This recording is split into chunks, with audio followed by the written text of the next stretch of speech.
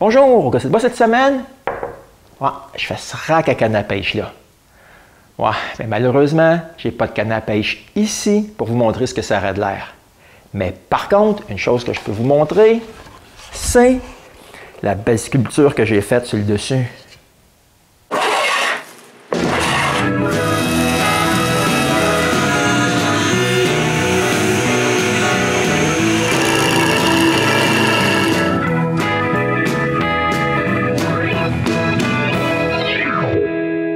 Régis, le copain de notre fille, est un maniaque de pêche. Il va à la pêche toutes les fins de semaine, mais surtout en hiver. L'an dernier, comme cadeau de Noël, j'ai décidé de lui faire un support pour 8 cannes à pêche. Et voici le design que j'ai décidé de faire. Et oui, même avec cette sculpture-là sur le dessus. Tout le support, à part la sculpture, va être en pain. Donc, la première chose à faire, c'est de surfacer assez de pain pour le bas et le dessus.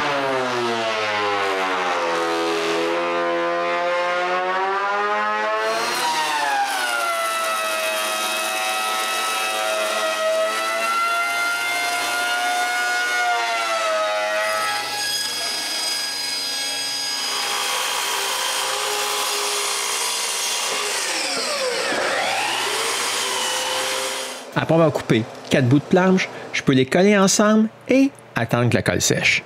Quand elle l'est, je sors mes 2 collages.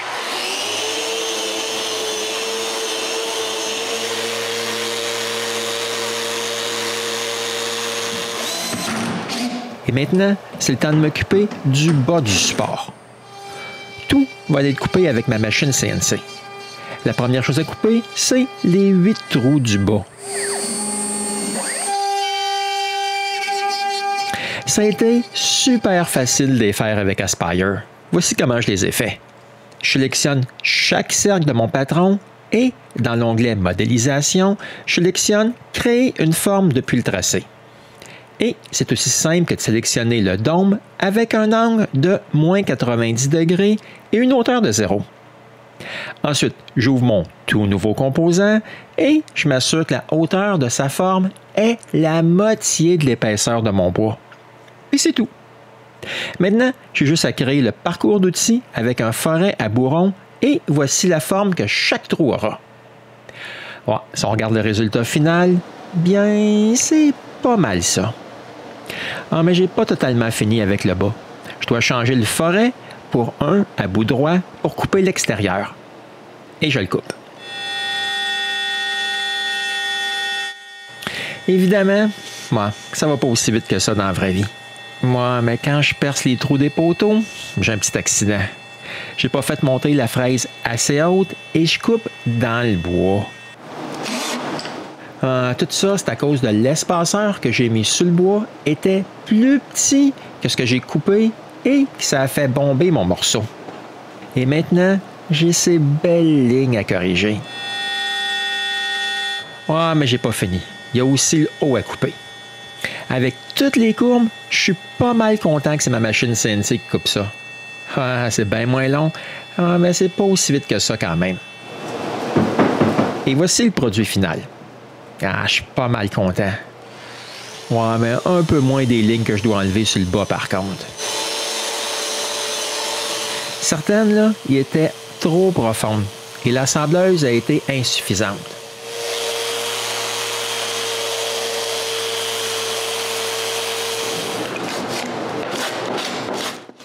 Pour accélérer le processus, je farlope un peu de bois et je ressorbe encore. Ouais, mais le grain du bois là, près du nœud allait dans tous les sens. J'ai eu des bouts de bois là, qui ont arraché ici et là.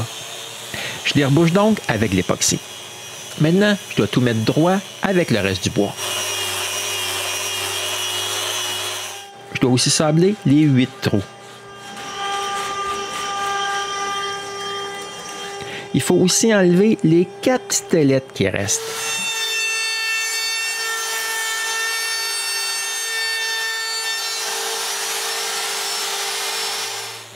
Maintenant, je dois m'occuper du haut. En tout cas, là, sans mes aventures de fraises, ça a été pas mal plus facile. Il ne reste plus qu'à mettre un arrondi partout maintenant.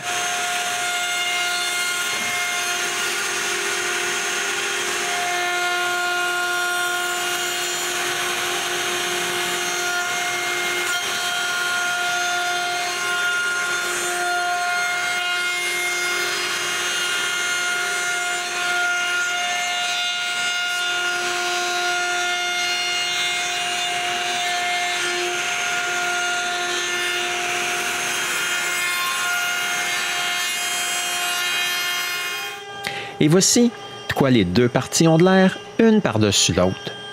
Tous les trous s'alignent parfaitement. Mais tout le bruit que vous entendez à l'arrière-plan, c'est en fait là, la gravure 3D du poisson.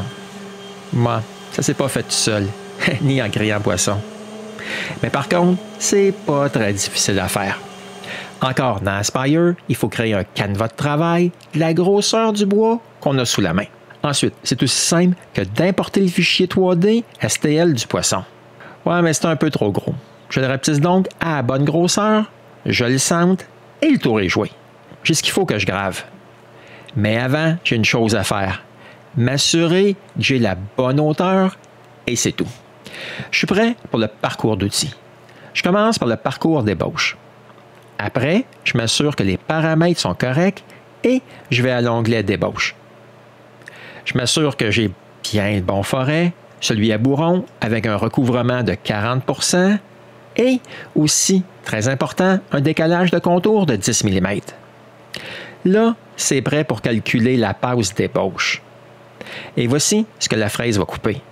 Ça serait tellement plaisant si vraiment ça prendrait seulement ce temps-là. Mais en fait, là, la passe d'ébauche sur cette gravure prend 9 heures en temps réel. Mais avec seulement une passe d'ébauche, la sculpture ne serait pas terrible. Il faut aussi une passe de finition. Et la finition est faite avec une fraise conique qui a une pointe en arrondi de 1 mm de diamètre avec un recouvrement de 10%.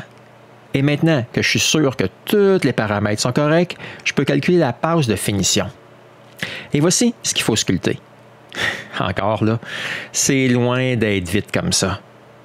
Un peu plus que 13 heures de sculpture pour être exact.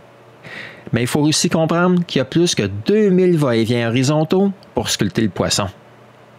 Mais même si j'ai maintenant le fichier pour pouvoir sculpter ça, j'ai aussi besoin de bois.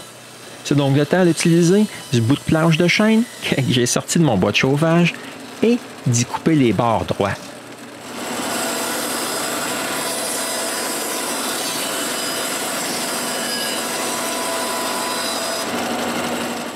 Il faut aussi que j'ai au moins une belle surface.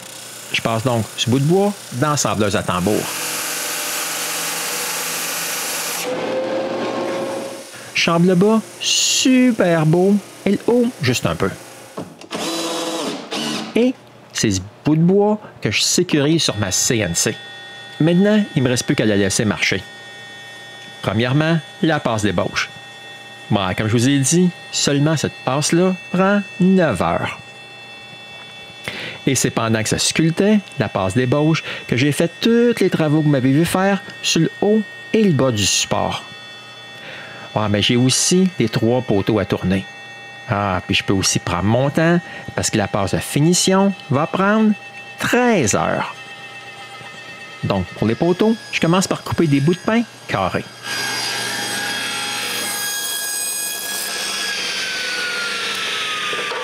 Après avoir trouvé le centre et tracé une forme ronde, je peux utiliser cercle pour placer mon guide de coupe pour couper tous les coins.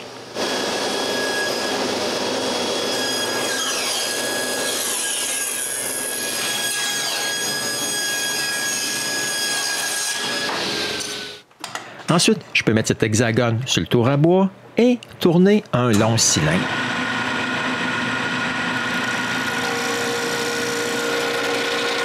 Quand c'est fait, il faut marquer toutes les transitions que je veux faire.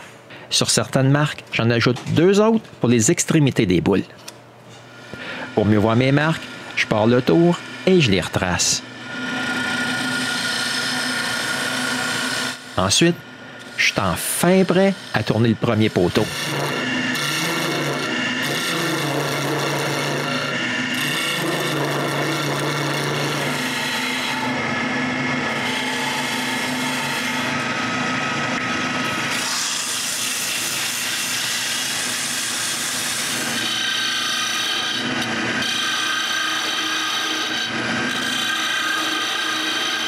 Quand j'ai toute la forme que je veux, je donne le sablage final. Puis, c'est le temps de faire les 2 tenons des bouts à la bonne grosseur.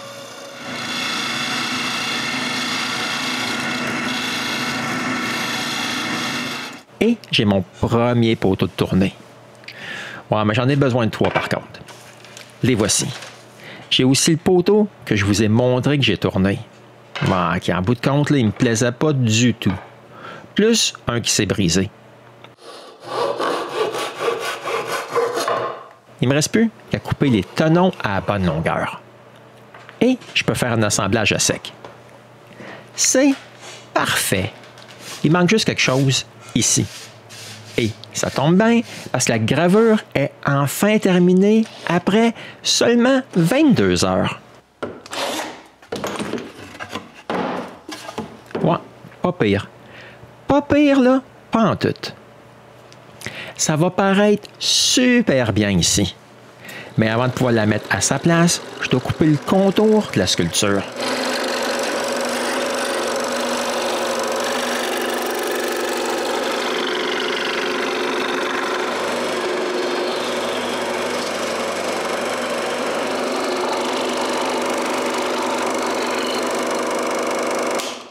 Ah, mais j'ai pas encore fini. Il faut tout sabler le contour.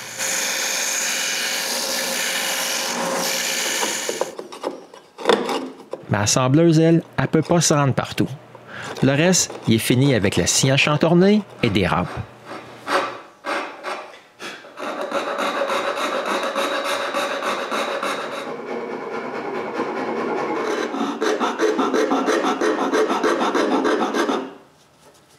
C'est super. Je suis pas mal content. Il reste juste à le coller en place. Je fais très attention pour m'aligner. J'ai juste une chance pour le positionner. Maintenant, il faut appliquer un peu de pression. Je mets donc mes 3 sacs de sable et ce petit bout de métal. Donc, en attendant que la colle sèche un peu, je brûle la date sur la base. Et je colle de petites pattes en dessous. Puis je mets aussi une petite pression. Maintenant, j'ai juste à attendre que la colle sèche un peu. Après, c'est le temps de coller les poteaux à leur place.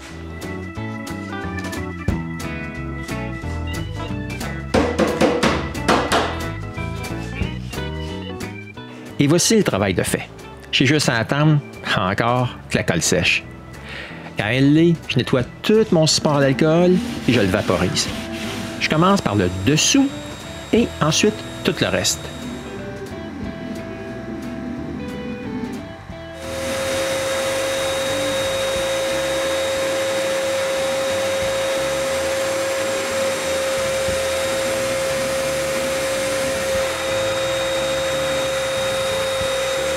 Quatre heures plus tard, le vernis est sec et je le sable un peu pour enlever toutes les petites bosses du fini.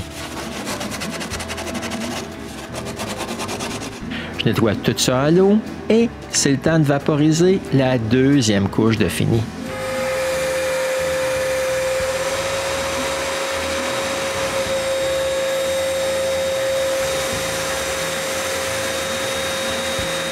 Le lendemain, le support de canne à pêche, il est tout terminé. Je dois avouer que je l'aime bien. J'ai même assez bien réussi les poteaux. Mais le plus spectaculaire, c'est la gravure qui est sur le dessus. Quand on la regarde de proche, on peut voir tous les petits détails. J'adore. Et voici Régis le soir de Noël. Un rack à canne à pêche! Bon, c'était un des cadeaux que j'ai donnés Noël passé. Et on se revoit bientôt pour un autre épisode du Casseux de bois.